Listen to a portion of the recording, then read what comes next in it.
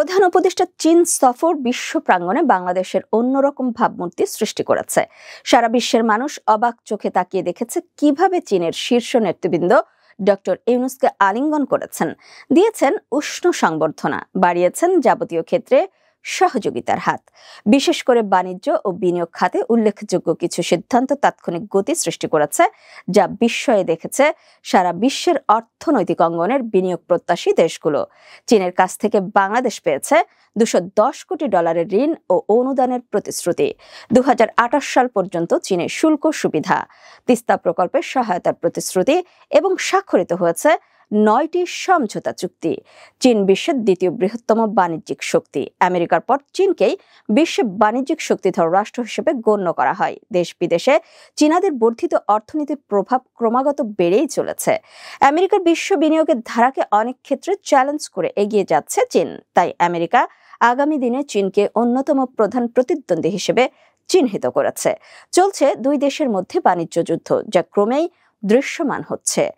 এমনই পরিস্থিতি যখন সারা বিশ্বে বিরাজমান, তখন বাংলাদেশের প্রধান উপদেষ্টা ডক্টর মোহাম্মদ ইউনূস দেশের হয়ে চীনের সঙ্গে আলোচনায় বিনিয়োগের বোমা ফাটিয়ে চাঞ্চল্য ছড়িয়ে দিয়েছিলেন উৎসুক মানুষের মাঝে।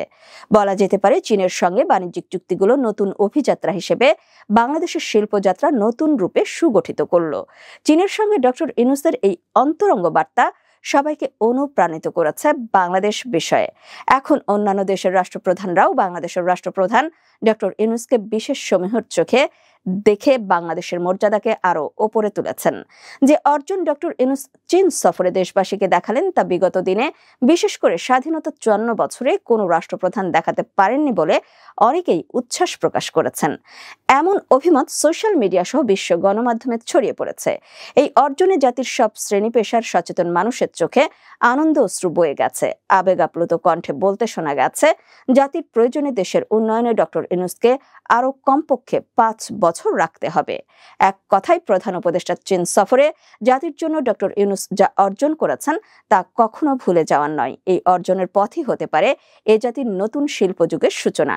প্রধান উপদেষ্টা চীন সফরের অর্জন তাই আমাদের জাতীয় জীবনে উন্নয়নের আরেকটি মাইল ফলক হয়ে ইতিহাসের পাতায় যুক্ত থাকবে।